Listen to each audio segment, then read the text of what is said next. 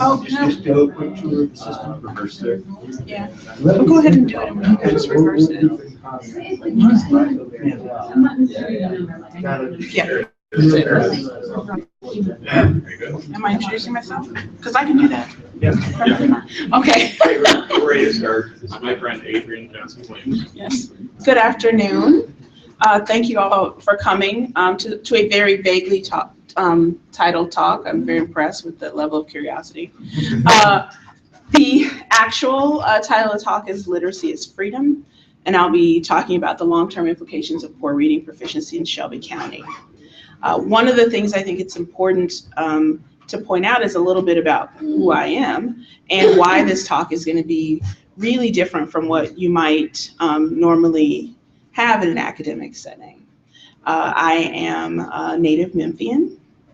I went away 25 years, well, now it'll be 28 years ago. And I came back 3 years ago to be a part of what was, for me, a very troubling educational environment. And I figure after all those years away, and given all the kind of education I had myself on education, that I could probably contribute in some way. So I don't know how many people Googled me. So to save to briefly go through the Google, while I was away, I went away to boarding school. We'll talk a little bit about that actually. And I studied economics and French, and I became very fascinated in the study of economics about the way that in development economics, education was always a solution that was put forth, particularly the education of women, as a way to promote economic development. And I thought I would go away to West Africa with my French degree and get involved in the development world. But then I started tutoring in the Boston METCO program. And I became very disturbed about American urban education. And I thought, well, I mean, I can just do this work at home. So I went on to work in urban education research and advocacy. I went on to study education policy studies at the University of Wisconsin-Madison, where I focused a lot on how opportunity is structured and the ways that poor and working class parents get access to information to improve the outcomes for their children. I am back now in Memphis, and I, until recently, was a part of a collective impact effort locally called Seeding Success, which is attempting to bring people together across sectors to improve cradle to career outcomes in Shelby County. So I was charged with pulling the various networks together and helping people across sector, for instance, who are interested in early childhood, use data effectively, collaboratively, to figure out how they could work together. We had, because I'm not in the group anymore, some successes in some of our outcome areas, particularly on post-secondary access, with the help of state policy changes.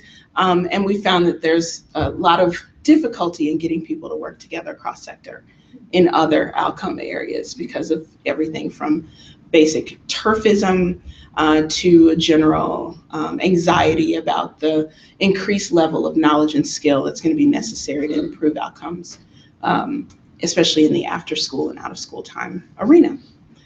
So that's a little bit about me. So let's get into this talk.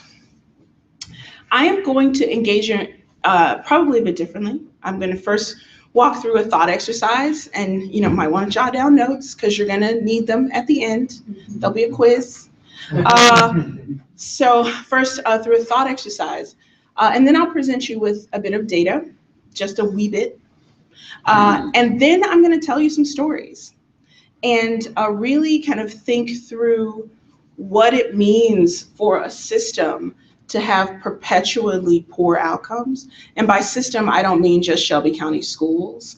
I mean, like, if we think about our system as a region, like, what does it mean for us to have perpetually low outcomes when it comes to reading proficiency? How do we get to the point where there's the case? And what can we do about it? So, first, I'd like for you to consider 3 of the most important activities you engage in around kind of economic and political life in your community. So what are the 3 things that you do throughout a year that you think are the most important things that you do around the economic and political life of the place where you live? Important as in? To As a you, benefit? to you, important to you. What do you think is important? What do you mean by economic and political? So what is an example of the economic life in the community where you are? Shopping? Shopping could be something that you think, I don't know. What else?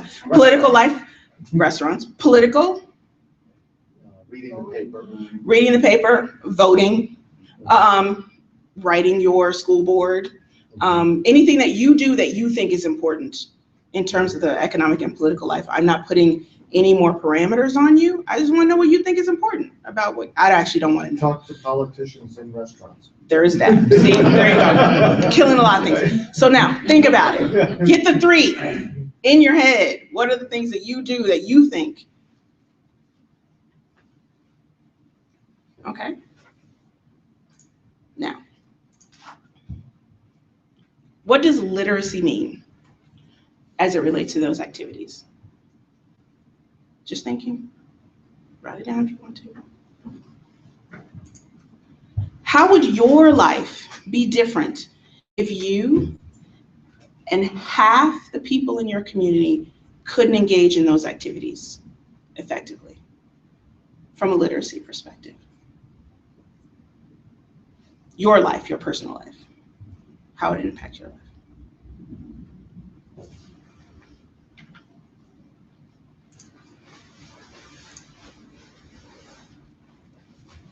And how would your community be different if half the people in your community couldn't engage in the activities that you feel are important? Okay, just hold on to that. Keep it in the back of your mind. Think about it as we move forward. So I know that probably everybody you've talked to has come up with a what is literacy. I went with the OECD definition of literacy. And I want to thank Literacy Mid-South. I don't know how many people are with them, but they just reminded me of this definition in a recent blog post. So I was like, yeah, I'll use that one. And I think it's really powerful because it's fluid, right? It's a fluid definition. There's a sense of literacy changing over time. There's a sense of kind of literacy being active, not just kind of receiving information, but interpreting it, doing something with it. And there's a sense of power in literacy, this idea to be able to do something for your community and improve your own life. So this is the definition of literacy I'm working with right now, okay? Actually, to add something, there's also kind of another way of thinking about this because, you know, we're in an academic institution. There are also the really specific kinds of literacy, right? Content literacy. So if you are in psychopharmacology, I imagine I could not pick up an article and really get it. I'm thinking I probably would have trouble with it, especially if there's any chemistry or formulas, right? So there's also a very deep kind of content literacy. And I want for you to kind of think about how that can translate into day-to-day life kinds of literacy. Kind of, are there spaces in the community you might go where you are illiterate, where you are not capable of functioning because you don't have the literacies necessary to function in those communities? And I'm going to say yes, probably. I'm just going to throw that out there, answer that in advance. And what does that mean for people who are in, you know, people who occupy different parts of the community who cannot operate in other parts of the community? The stakes may be lower, the greater level of education you have, but the stakes still exist.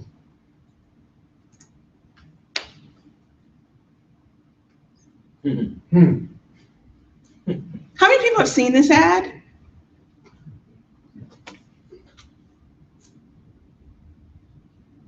When I saw this ad the very first time, I was driving down the street, and it was one of those moments where I could have actually caused a collision because I was so furious. I thought, is this an assault? Are you like assaulting me? Like, what are you doing telling me this?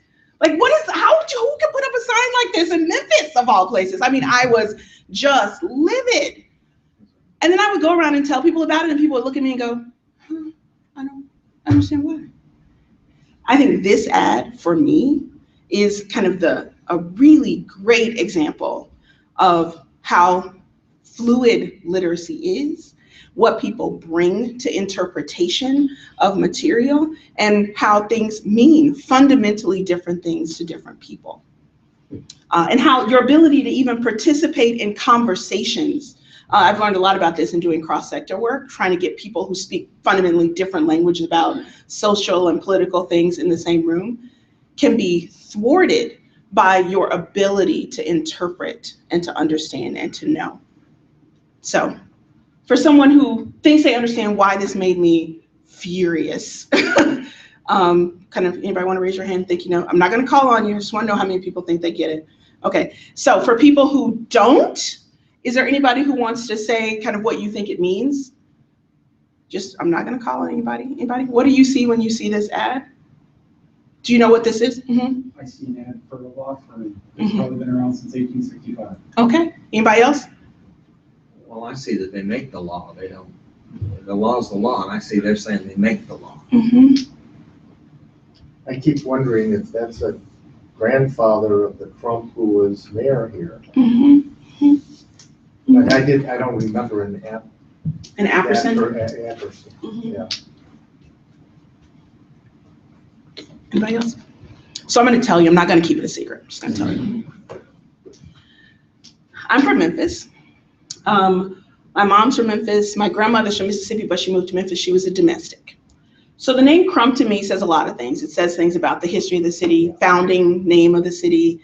It says Boss Crump and a lot of kind of, racial terror, quite frankly. It says the challenges that my grandmother had as a domestic in this city, working for both the Crump and the Loeb families.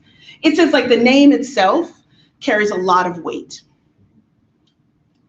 The law in Memphis since 1865. What happened in 1865? Anybody? Civil War. In the Civil War, right? What happened between 1865 and today in terms of the law in Memphis, in the South in general? Any takers? There's a big set of laws between 1865 or so and say 1973. So Apperson Crump just claimed Jim Crow to me and are proud of it and have an ad of it on the street. And I was like, honestly, I was sitting there like, are you for real? Who made this ad? Did you get anybody to look at it? Did you talk about what it meant? Because I am ill, and I was ill. Like everywhere I went in the city, I'm like, why aren't there people's heads on fire? Why aren't these signs being burned to the ground? Like, what's happening in this community? Because that's what I brought to this sign. Okay, so this whole rest of this talk is basically framed around the period of time from 1865 to 2015 in Memphis and Shelby County, or the region, as it relates to literacy. I am going to focus primarily on kind of Black life in the city, Black literacy, in part because that's the majority population in our public school system. But I want to be very clear that if I were, and I did spend some time in West Virginia, if I were in West Virginia, I'd probably be focusing largely on social class because there were different type of dynamics, but some of the issues would be similar, although there are distinct Jim Crow, distinct issues in the Memphis Shelby County region between 1865 and today. So this first part of the talk is thinking about where we are now. Okay, so if we're talking about literacy, and I talked about reading proficiency in Shelby County, if you were to say, what are your conversations about where we are now in this community when it comes to literacy? Not in good shape. We're not in good shape. Why Anybody? are we continuing to stay so far behind? Why can't it be solved? Why can't we solve this problem? Anybody? Come on. Why are we focusing on tests instead of on students? Okay. So I've been thinking about this a lot, and it sounds like your thinking is kind of similar. It has a lot to do with community. And And I've been starting to think that part of the problem is that a lot of people have different notions about what community is. And some of those notions may be straight out racist. No, that's in there. I think that could be in there. So thank you for that. Anybody else? I What do don't you think think? they allocate the proper amount of resources for us. Resource allocation, intractability of the problem, the history of kind of race and racial dynamics in the community. So I'm going to start from this premise. That, and I want to be very clear that I'm not just talking about the school system. I'm talking about the kind of larger kind of social ecosystem kind of the region, right? When we think about what our outcomes are and what they have been for a long period of time, there's a lot of discussion about we need to fix the system, this is broken, we have all these failures. And my position is that we don't actually have any failures. This is the system we've built. This is the system we maintain. What we get is what we want to get. And if we want to get something different, then we have to totally disrupt the system, which is difficult for a lot of people to kind of fathom.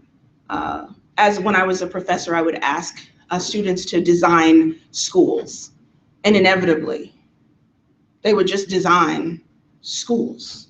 It would be exactly what you would expect to see. Like I never once had anybody just kind of totally blow up the idea of school and come up with something different, because the very idea of school is so entrenched. So the idea of really upending a system and saying, no, we're not doing any of this, we're not developing human beings in this way anymore, is unfathomable. At the same time, if we don't do that, my position is we just get what we get. So I'll show you this. This is the percent of Tennessee fourth graders at or above proficiency on the National Assessment of Educational Progress. The NAEP has been given since the late 60s, and it is considered the kind of nation's report card. We only report data back to 1992 because of really significant changes in data, and you all know that apparently. I think I'm talking to an audience of people who may be able to understand that. This is the proficiency. They also provide scale scores. I'll show you that. This uptick at the end here was a cause for great celebration in the state of Tennessee. Last year, there were press conferences and celebrations, and people got promotions and whatnot in the state of Tennessee, because Tennessee is the fastest improving state in the country on fourth grade reading proficiency. And I think eighth grade as well, but definitely fourth grade reading proficiency. Okay, so there was tons of celebration, parties, invitations to speak.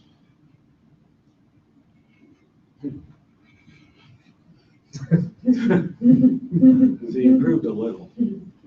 What I'm saying is, if in the entire state of Tennessee, all the fourth graders, regardless of race or ethnicity, we can barely crack 30% reading proficiency.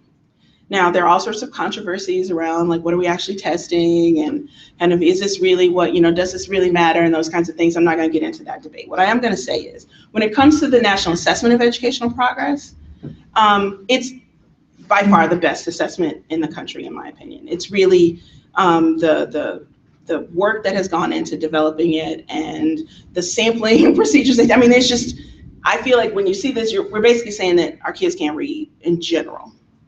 When did the Gates money come in? I don't know, 3? The teacher effectiveness. Yeah. It was about 2010. 10, yeah, 3 about. So was could part of 6. them argue if you pour money into it, that was $90 million? Yeah.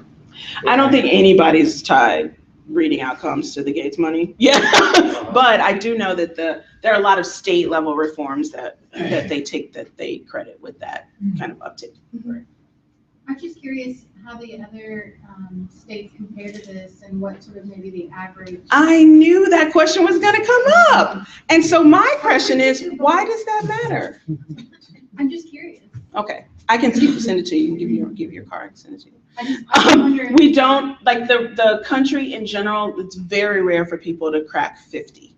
Okay, that's what I was wondering. So as a country, we don't crack 50. But in this city, when people ask me about comparison, I'm like, why does it matter? if we know our kids can't read? I'm not jumping on you, I'm saying it's the comparison is interesting. And if you think about scale scores, for instance, the states that are at the top are in Massachusetts is at the top of the list. The states that are at the bottom are kind of, and Mississippi and West Virginia. And so you see the kind of, you can probably kind of guess some of the underlying dynamics. Another thought that I had is how does this compare more internationally? So what I'm getting at is like, what is the most, I know, so you're saying 50% would be the most optimal that we've seen in the United States. Barely. Mm-hmm. But our system is drastically different looking across the world. And I know you don't want to compare it, but we could take some tips if we had some. Actually, I think the biggest state that we compare ourselves to a lot is, the nation nowadays is Finland. Okay. And one of the things I say about that is that comparison is totally irrelevant because they have very little child poverty, right? So we can't really talk about schooling outcomes when our societies are fundamentally different. And they pay their teachers a ridiculous amount of money, and they are professionals, and so the systems don't match up. So while it is a kind of common kind of political discourse, it's just like, comparing me to like somebody from another planet. We're a little below average. Well, maybe part of the reason how Finland got there was because they had the education to get them there in the first place. And so I worry about that analysis too. Mm-hmm. Well, yeah, there are a lot of questions that actually don't get asked when it comes to those outcomes. So what I've done here is taken all of the students in Tennessee, fourth graders, and this is from 1992 to 2015. And then I just kind of took out just the kind of Black students in Tennessee, and this is the entire state of Tennessee. This is Which one's which? virtually a flat line. I'm about to do. I didn't label it for a very good reason. Which one do you think is which? All is green. I'm gonna say all is green and blue are the Black students. And if you think about this is, it's unchanged essentially. The difference, on the other hand, is statistically significant. These are scale scores and not proficiency scores. If you want to get into the meaning of that, I'm really wanting to just show you the image of what happens over time or what doesn't happen over time. Okay. So the next question for us then is, this isn't working. Push an arrow. How do we get here? So I'm going to spend some time talking about this period of time, like I said, from 1865 to 2015, with a focus on the region, and thinking about how do you get to a place where there is a intractable, low level of performance compared to a not incredibly fabulous level of performance to begin with. And what are what's the policies, the practices, all the things that kind of might go into that. And this, of course, I really appreciate that you all are so interactive. So we want to kind of continue in that vein, even though this may get a little more uncomfortable. Just heads up. So if we think about kind of the value of literacy and this definition of literacy, really, I want to go back to that original one, right? Yes, it's learning how to read, but it's also being able to kind of use what you know how to read to interpret it. And we think about 1865. So the kind of literacy suppression laws and the slave codes technically kind of end, right? Because we have Reconstruction and the opening of kind of schools and other opportunities. But if we're really honest about what was happening here, we know that literacy is actually still dangerous for Black people in the South, and such as schools you get developed, they are segregated. So before we do that, I want to do a mini moment on the history of US education. So mass public education has essentially three purposes. The kind of, for their economic purposes, right? You want to get people into the workplace. There are political purposes. People need to understand how to be citizens. And there are social purposes. People need to understand how to act. And if you think about mass public education early on, you're talking about immigrants who need to understand how not to be Catholic. Joke, but that wasn't part of it. And people who need to understand how to obey rules and stand in line and respond to a bell and work on a factory line. And quite frankly, people who need to kind of just get it together and understand that this is America and here's what we believe in. So if you think about kind of that is a really, all of my history of education friends would just shoot me right now, but this isn't that kind of lecture. So if you think about the kind of purpose of mass public education, it is difficult to find an example of mass public education that doesn't appeal to some sort of economic, political, or social end. Okay? So if you think about what the social ends are for the kind of, as kind of beneficent as those missionaries were coming down to the South to open up schools, they were coming as people of their time to open up schools with a specific purpose. That you have all of these freed peoples who need to learn how to read and get a job and understand their position in society. Because no matter how, there are very few people who were enlightened enough to think that there could be equivalent positions for kind of people who were formerly enslaved and free white people in society. So this is the kind of world into which kind of we are starting. And not to rub it in or anything, but Aberson Crump claimed it. Just saying. If you know anybody at these law firms, let them know they claimed it. So that is kind of one way of thinking about that very beginning. I want to say more about the. I'm having the worst time right now. Use the arrow keys. With the kind of mutes. Is it locked up or? Oh, I think I got it. No, I did not. Yeah, I can't see this. Oh. Sorry, technical difficulties. Sorry. It's unanimous. Everybody has trouble with this. Sorry, is it? Yeah. There we go. There we go. Okay. So I just need to scroll down. you can do that, or you come through Okay, this. good, So okay. you think you'll be able to? I can see just fine. Okay. Thank you.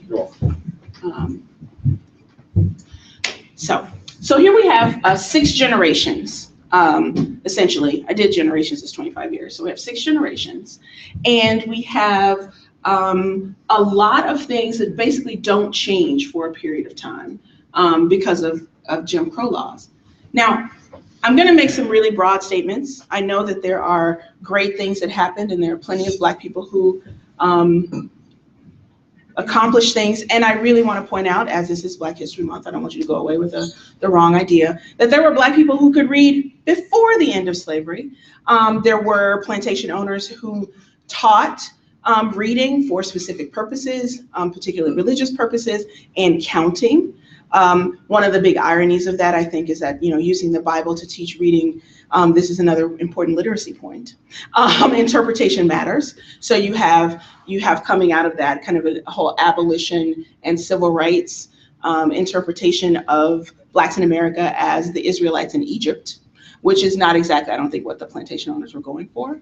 But, that, like, you teach me to read, you don't know what I'm going to come out with. You don't know what I'm going to say. So there is that, yes.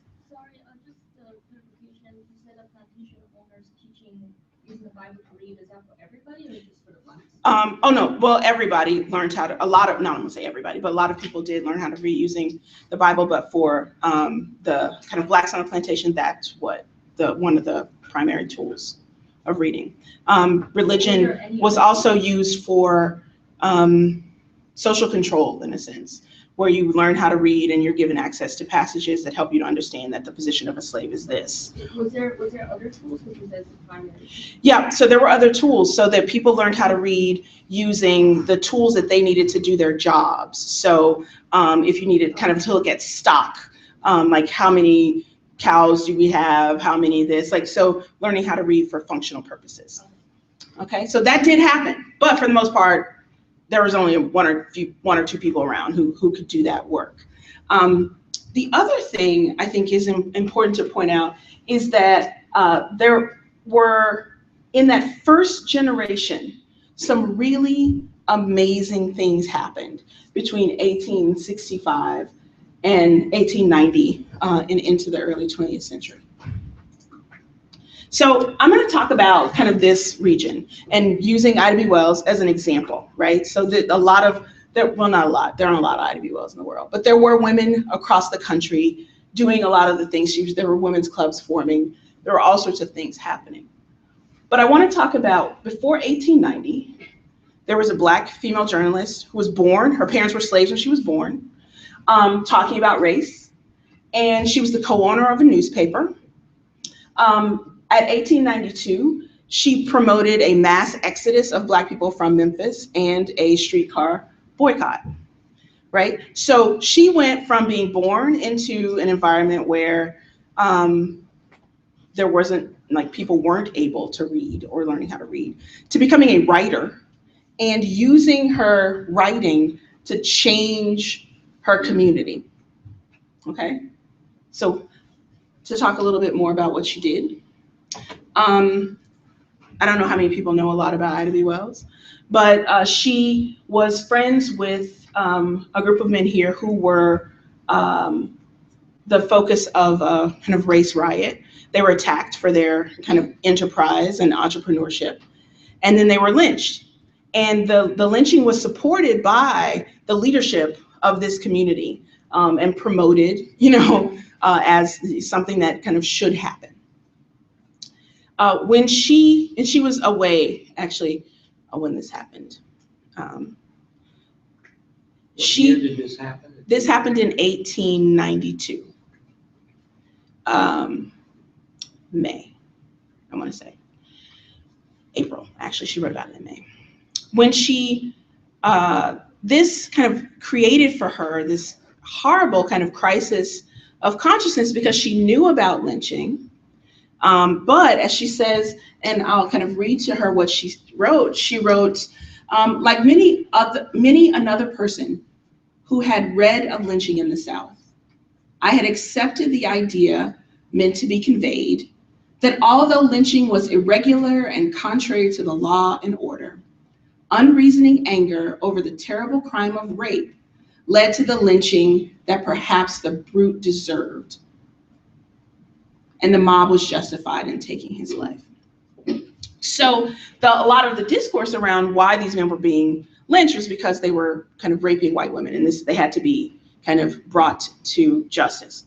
But when her friends were lynched, friends who were lynched because they opened a business and the business was a competition for a white business owner, she started to think differently about this, and she started to investigate around the country. Okay, why was this person lynched? Was this really what happened? She became an investigative journalist. And there was a lengthy editorial written in the Memphis Commercial that said, basically, this is the reason why men are getting lynched. It was and we need to understand that if they don't stop savaging the women, then this is going to continue to happen. She was entirely unimpressed with that. And she wrote back after doing all of her investigations, if Southern white men are not careful, they will overreach themselves and public sentiment will have a reaction. A conclusion will then be reached, which will be very damaging to the moral reputation of their women. So she put an argument saying, if there are white women having sex with Black men, it's because they want to have sex with Black men. That's not the reason why you're killing people. In response to that,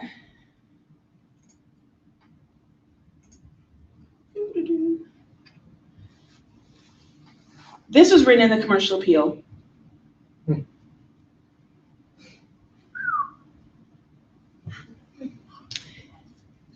In a coordinated editorial in the Memphis Scimitar, funny enough, I remember growing up with the Memphis Press Scimitar, so I was like, oh, this has been around for a while. This was written.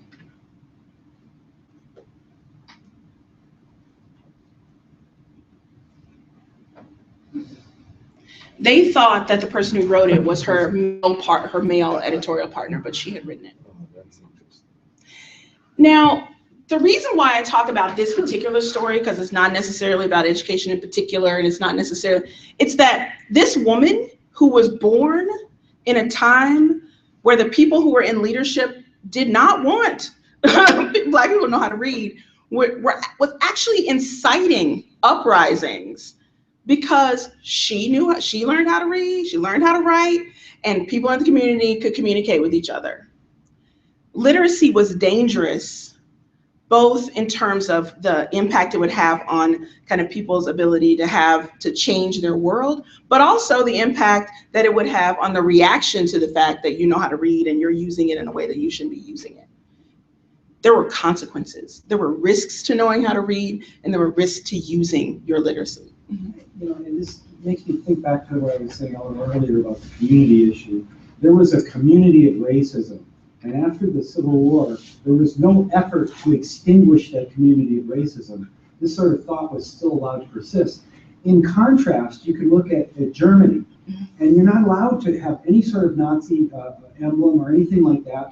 But here in the South, you can have a Confederate flag on your property. And still, you know, and we expect the problem to be solved, but we're not addressing this core problem, which is that there's two communities and they're being allowed to be completely separate. And I wonder what kind of, you know, you raise an important issue, and I wonder what the kind of solution is, because this also stands in contrast to an idea of freedom and freedom of expression and things that we don't want to suppress under any circumstances in this country, which is something that some countries are more willing to do, which creates, you know, a bit of a kind of challenge, right? So how do you change the hearts and minds of people without using kind of laws to fully suppress rights? So great, yes, it's a challenge. I think like Germany does, that sometimes you need to suppress something. It's a very slippery slope. But I get it. I mean, you know, so if you think about this kind of one generation after kind of Wells, she did it in 1892. So one generation after the kind of boycott, where she had like the city, like the chamber people on their knees, like, you have to let people ride the streetcars. We are not making any money. You have to help us, please. She had like the city leadership begging her to say something else to let people get back on the streetcars. So that happened in kind of basically one generation, which, you know, to me, that's really powerful example of what it is to really be able to engage in a literate society. But two generations later, so one generation after she did her big thing, my grandmother was born. This is where I get into the storytelling. Important about kind of what opportunity looks like. My grandfather was like 3/4 white, so you might be like, how does that work? But yeah.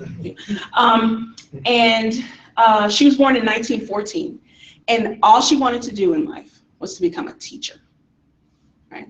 Because this was an opportunity, like she could actually become a teacher, and, you know, when she was a child. Her mother didn't have that as an option.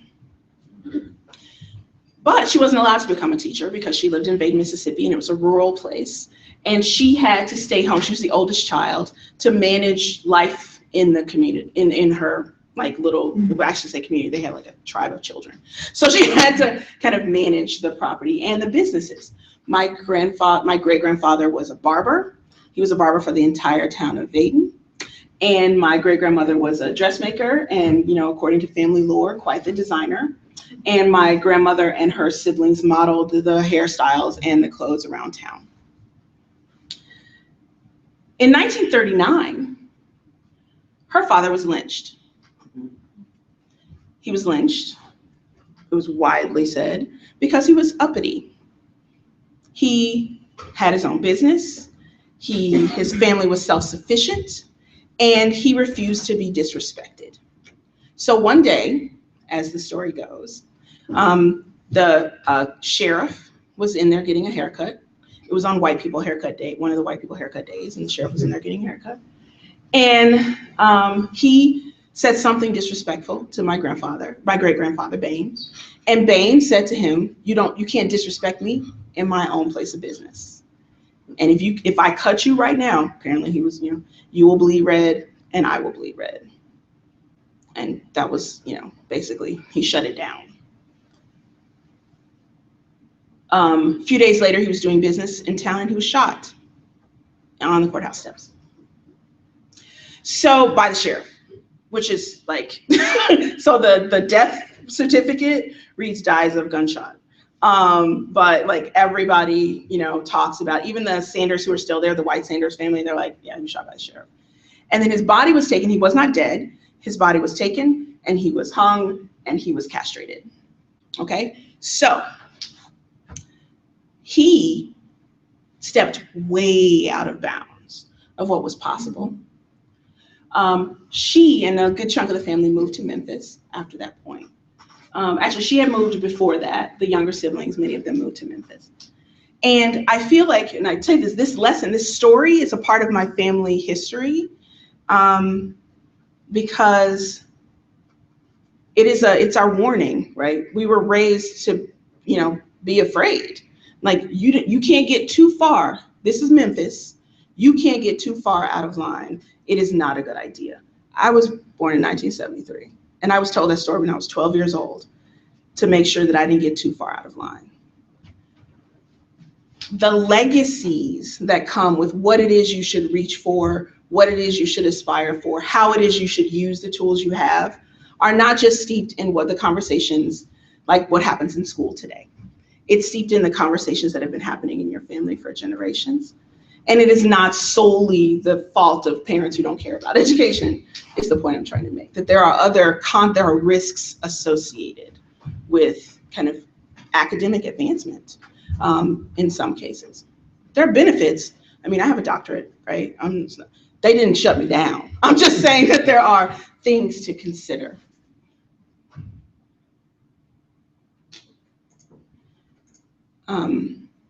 Did I see a hand? Yeah, Yeah. oh, yeah. So I like that you point that out about it's not just parents who don't care about education, it's, it's generational, it's got this history. What I've been wondering that I think maybe you're in a good place to speak to is, are we maybe seeing now parents who forget what the original lesson was, and so it starts to look like lack of caring about education, but really there's a whole history where it's almost like people are playing telephone and the message gets slightly, and they don't know why they're telling their kids don't go so far anymore, because they don't really remember the generations back to the people who got shot, but the message, and so we as outsiders, we hear what the parents are saying as as parents who don't care, but really it's because we don't know where that story came from. I'm not inclined to speak on it in this kind of local context, but I do have a former student who did her dissertation in West Virginia about kind of post-secondary access and post-secondary reaching. And what she found was that is actually the case, that this kind of anxiety about leaving the space is an anxiety about safety and danger beyond the bounds of the community. And this is about kind of white rural communities. So I think that the name of the author, and it's my own student, and right now her name just completely went out of my head. It's like one of those things, like if you ask me my sister's name right now. But I will definitely communicate to you. I'll give it to you and you can send it out and link to her dissertation. So we're kind of coming close. I want it to be done in like the next couple of minutes so we could talk. So I'm gonna kind of go through this next section. After 100 years after the beginning of this timeline, 4 generations, right, not much has passed, but then we get a lot of activity kind of between 1940 and 1965, which kind of changes the game, right? So we get Brown v. Board in 1954. And with that, we also get a flurry locally, a kind of explosion of Christian academies, or what other people might call segregation academies. That's what I call them. So like across the community, all of the kind of Christian schools that were found. There was a group founded in 1955 and a group founded in 1974 after the busing laws changed. And I can only, and you might know, I don't know where people went to school here, but I can only name 2 schools that don't fall into that category who were founded before 1973, and that's Hutchinson. So it's been around a lot longer than this, and Lausanne. But every other school that I can think of was founded either in 1955 or somewhere in the early 1970s. Memphis University School actually is a bit tricky because they have an original founding date in the 19th century, but they were shut down effectively beginning in the late 30s and were restarted in 1955. So the entire landscape of schooling locally changes. During that time, there were also, if we think about it, kind of as we move into 1965, we talk about kind of voting rights and those kind of literacy tests that existed. And this is another example of how, if you're willing in the kind of late 19th century or during the 19th century to beat or kill someone under slave codes for learning how to read, it must be an important thing.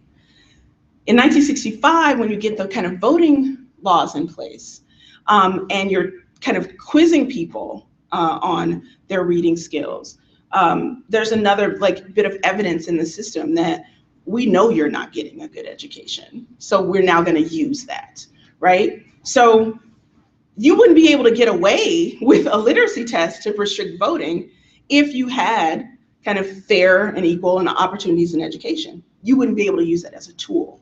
So I often point to that kind of those literacy tests as more than just a restriction on voting rights, but as kind of evidence of kind of systemic limitations on schooling. By the way, anybody here can recite the preamble of the Constitution? Anybody? Anybody? Yeah. I was gonna go with "We the People." That's about it. Say keep going. Mm-hmm. Establish justice. Oh, like as a group, we seem to be able to get it done. Promote the public welfare, blah, blah, blah, right? So I'm just saying, like, if you think about it, that is not, I mean, you're in a graduate school, right? That is not a reasonable expectation. You should know that. But knowing that even then, that wasn't a reasonable expectation. But there were other far simpler questions on some of these tests that were confounding as well. The time limits were limited, but you think about it, it was used as a tool. You're not getting a good education, we're going to use that against you. Ha, no voting for you. So I want to say here, like, this is my mama. She was born in Memphis, Tennessee in 1950. And every time I ask her, or my siblings and I ask her, well, what did you want to be when you grow up? What was your dream? Over the years, she's made a different answer. She's never said the same thing. And I asked her this morning, and she was like, what did I say the last time? And so we laugh about it. But today, when I was telling her that I was coming here to do this, and I was explaining to her what I was going to say about her, she started to cry. Because she had a dream really early. She wanted to be a writer. And she would write these novellas at Manassas High School. And they would get passed around the school, and everybody loved these novellas. Everybody wanted to know, when is Carolyn going to do another novella? Well, they didn't call it novella, another story. And so she wanted to be a writer, but that was not realistic. She never even thought that was realistic. So she didn't do it. When she decided she wanted to look into colleges, she was told flat out, you're not college material, you're not going to college. You're a pretty girl. You'll find somebody to marry you. It'll be okay. You'll be taken care of. So she didn't go to college. She did become Sunday school superintendent, and it was school. My wife is always saying to me, you have a PhD in Sunday school. Like, you know everything about Sunday school. And you know all the Bible verses, you can recite everything. And I can, because my mom made Sunday school. All the kids that went to church with me growing up, all of us did well, almost all of us did well in school. Most of us went off to college, and our parents hadn't. And she made Sunday school. We had to read, we had to understand, we had to kind of give exposition, we had to give speeches, we had to write, we had to do all those things in Sunday school, and we had to go, twice a week. You're in church a lot. And she made that happen. But she wasn't college material. And so when all of her children had finished school, and I had finished school 3 times, she went to Southwest, and she's like, I can do this. My children can do this, I can do this. So she graduated in 2011, summa cum laude, Phi Theta Kappa, from Southwest. But she worked for Memphis Housing Authority as a clerk, and she was a property manager, and she never cared. She did a phenomenal job, but she did not get to do any of the things she wanted to do. And she now kind of thinks about kind of the people she went to school with. She also went to school with some phenomenal musicians. Manassas did an amazing job with musicians, and kind of what their lives are like, and how she can't think of a single person she went to school with who's living the life they wanted to live. And there's on the one hand, you can say, you could reach for more, you can expect more, you can ask for more. On the other hand, you can say, her mother probably told her, think about the stories her mother must have been telling her about how dangerous it was to get out of line. My grandmother spoke beautiful standard English. She never spoke beautiful standard English in front of white people, ever. Ever. She didn't do it, she refused to do it. It was dangerous. So I think, when you think about kind of this larger concept of what it means to be able to fully engage in your life and civic life, it's worth kind of thinking about that. I'm gonna skip ahead. I already told you a little bit about my life. I have my own thing up here. My dream is a free and just society. Adriane, hi. But I want to jump ahead to this idea of kind of what we think about as the suppression. Bye. I do want to know what you were laughing at the whole time now, so I'm going to check and find out who you are. Bye. Limited schooling resources, right? So there's resistance and terror. Limited schooling resources, few and old textbooks. This is history. We know that this happened. If you think about kind of the actual death threat of gaining knowledge, if you are a good student and you know how to read, there are kind of my great-grandfather's stories. There's also the story in, several stories in The Warmth of Other Suns by Isabel Wilkerson, where she talks about a young man whose parents were sharecroppers, and he learned to read because he suspected that something wasn't right with all these contracts. He learned to read. He refuted a decision at the end of a crop year, and he was run out of town. He had to leave town because they were going to kill him because he read the contract. And then, of course, there's the kind of poll tests. And I was going to say recite the preamble of the Constitution, but I jumped ahead. But there's the poll tests. And also the Christian academies, right? So these are all things that are working against the idea of promoting a deep level of literacy in the Black community, in Memphis, well, in the South in general, but in Memphis and Shelby County for generations. All of these things are kind of policies and practices that work against the idea of fully developing literacy. And if you think about kind of who's in the classrooms, when I was in school in 1973, after 1973, the busing, there were no longer homogenous schools in terms of, because we had integration, but integration in Memphis was white teachers teaching Black children and Black teachers going away because they couldn't teach white children. So that's one, that's not integration. And I don't know that integration is the best thing in the world. I'm not promoting that, but I'm saying, I know that that is kind of a difference of kind of the attitude. My brother was physically abused by his kindergarten teacher and it became a huge thing, right? So it's like who's doing the work at which time in history also matters. So jumping ahead. I think when you think about kind of how to move forward, it's important. The reason why I did this way is to look back. That sometimes we recognize that we have to change something, but education reform as it's practiced is ahistorical. We look at, this is the problem, how do we solve it? We don't think about how did we get here, because the solution may not be in what's in front of you, it may be in what's behind you. Public schools, kind of, if we think about kind of remembering what it is, they focus on mass production and this idea of kind of a white middle-class stay-at-home motherhood, which doesn't exist even for white middle-class moms. That's not, like, there aren't a lot. I mean, if you think about it, this isn't working for anybody. And you want to know, like, when we think about how important parent engagement is and why it matters, we're framing engagement around this idea of a very clear social role for women to play in the lives of their children, in a kind of economic system that doesn't exist really anymore for most people. And we've structured it around that. Here in Shelby County, when you talk about parent engagement, there are these principals and teachers, these parents just don't care about their kids. They won't come up here for a teacher conference. You mean at 11 o'clock on Tuesday morning? Really? They don't manage to show up at 11 o'clock on Tuesday morning for a teacher. Who? Like, what economy do you live in where that's real? Like, it's this kind of, we live in it. We have soaked it up. We can't imagine anything different. And then this idea of kindergarten readiness. What does that even mean? And why is it necessary? Why can't you just show up for school on the first day and have somebody teach you your alphabet? Why is it an expectation that if you come to kindergarten, you should already know all of these things?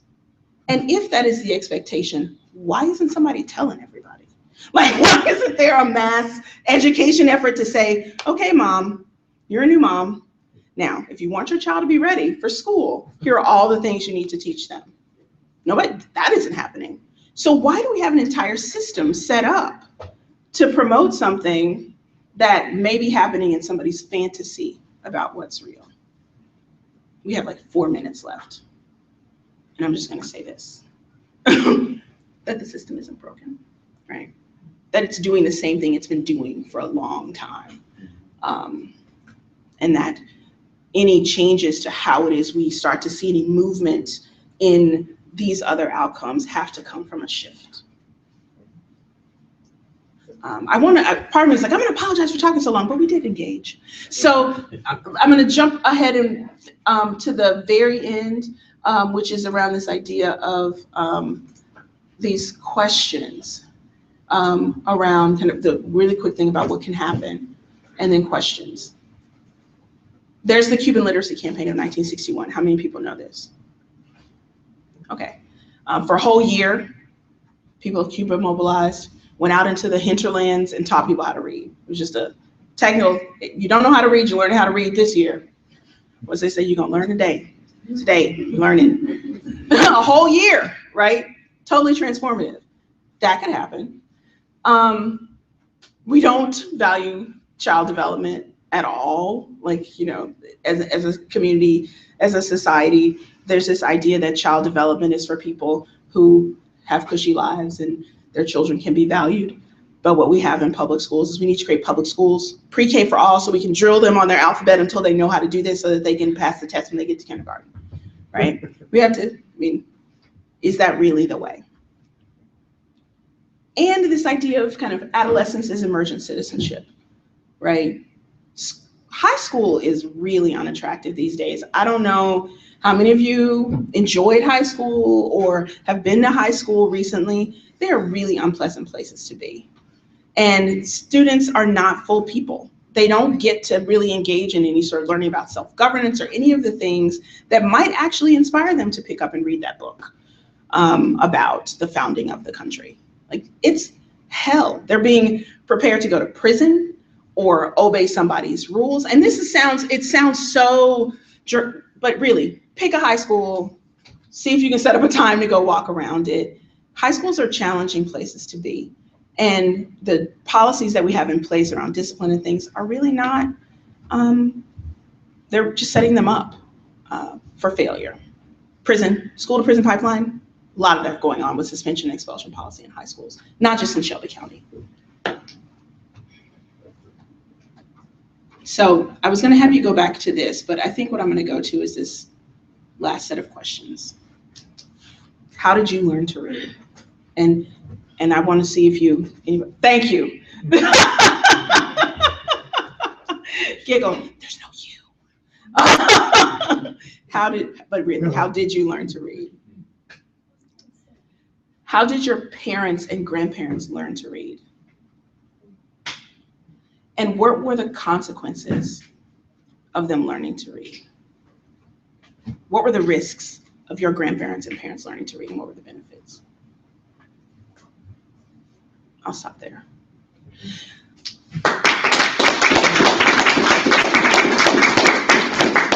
And I know that we're kind of at the end of time. We started a few minutes late, so I'll stay if people want to ask questions. Yeah. I don't really have a question. I just want to say that was phenomenal. Like, I feel like my mind just got blown up.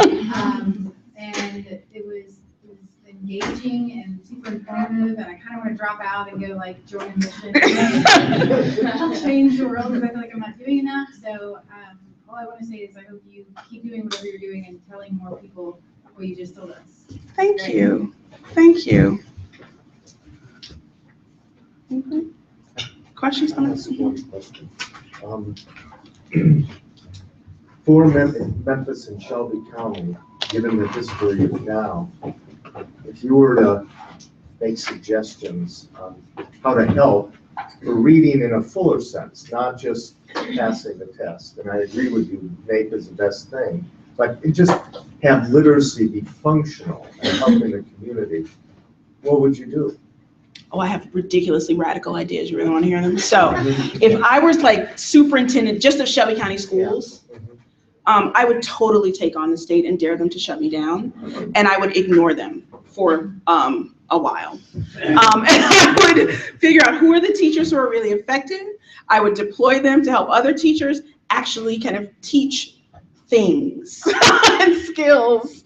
And I would actually want to make a larger state and national conversation about it. Why are we doing this to our children? And what leader decides to go along with it? I feel like there's a point at which you kind of look at the orders you're being given, and it's actually more honorable to say, absolutely not. We're just not doing that to our children.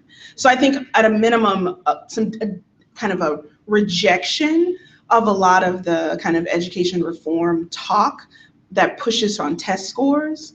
I think that I showed you test score data, right? But that is a really rigorous kind of temperature taking test.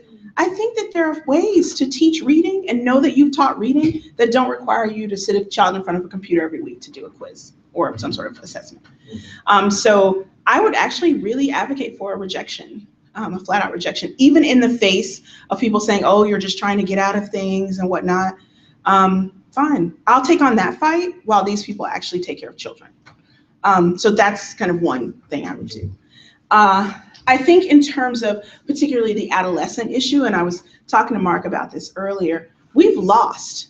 I mean, if you're thinking about kind of the amount of time, those people who were in 1992 scoring that low, right, they have children who are in that same continuum. Though even the ones who are in 2000 have children in that continuum now. And so we basically created this kind of generation or more of people who are kind of struggling. And I think that with adolescents in particular, giving them an opportunity to be whole human beings and not just kind of hammered away at, and actually give them an opportunity to say, okay, what would you do, right? And engage them in building up their skills and their knowledge by solving some of these problems themselves. The problems that and I would say we, even though it was people before me, created. I think the things that I would do are fundamentally separate from the way we think about schools and schooling right now. And they would be highly unpopular and largely, but I really do believe that it would work, that giving actual real professional educators the opportunity to teach, learning would occur, but also making sure that we have real professional educators in rooms. That's what I think, big picture. One parallel in my mind to the times when it was dangerous or useless to learn how to read. Maybe there's something still going on today amongst the poor Black populations that it's not necessarily dangerous, but it's useless.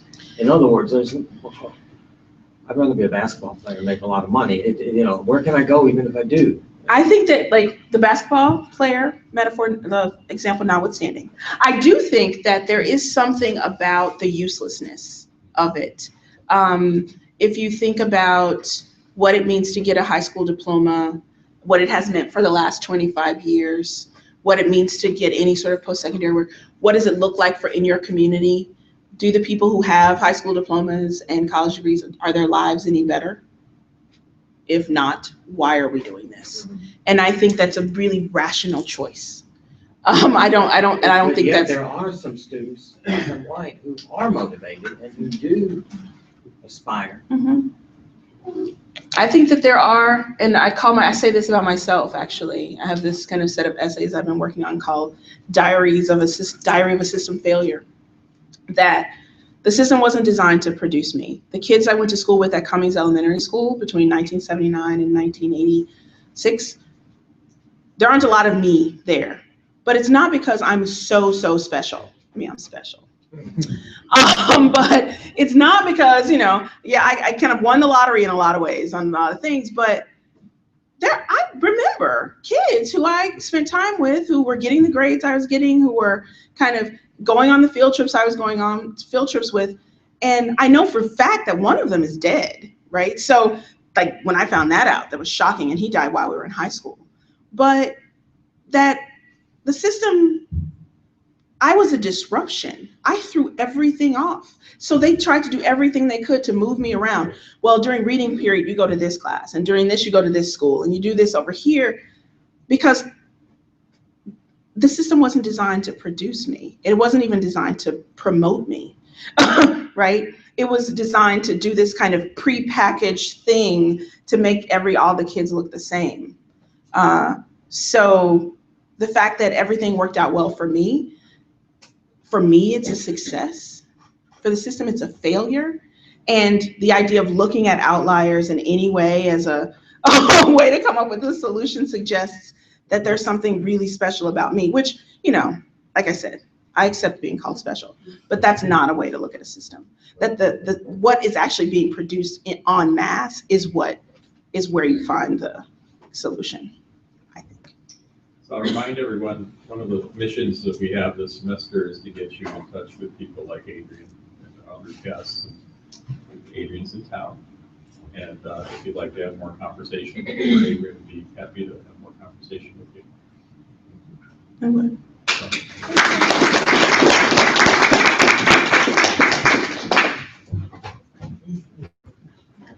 Awesome. Thank you for letting me record. I know now I've said all these things. Well, just